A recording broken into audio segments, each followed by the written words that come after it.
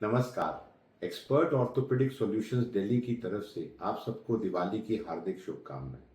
आज जिस छोटे से टॉपिक पर हम बात करने जा रहे हैं उसको हम लोग cricket field injury, cricket ball injury या मैलेट फिंगर के नाम से भी जानते हैं।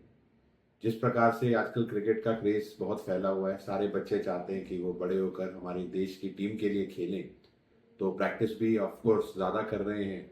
और जब कैच पकड़ने के लिए जाते हैं और बॉल फिंगर के टिप पर हर्ट करती है rather than coming in their grip, तो जो क्रिकेट बॉल की वजह से इंजरी होती है उसको मैलेट फिंगर डिफॉर्मिटी कहा जाता है।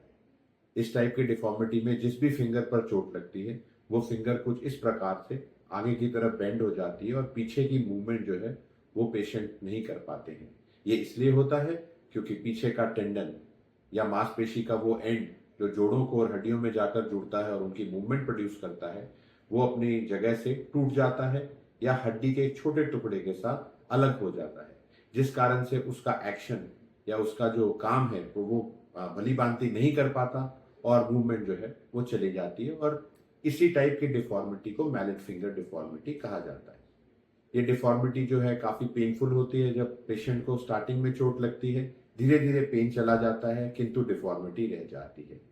इसका ट्रीटमेंट कई बारी कंजर्वेटिव किसी स्प्लिंट के द्वारा, जैसे कि एलुफोम की स्प्लिंट आती है जो फिंगर को इस प्रकार से एक तरीके से रोक के रखती है करीब 6 हफ्ते तक, ताकि अगर कोई हड्डी का फ्रैक्चर है जिसके साथ टेंडन उतरा हुआ है तो वो वापस से जुड़ जाए।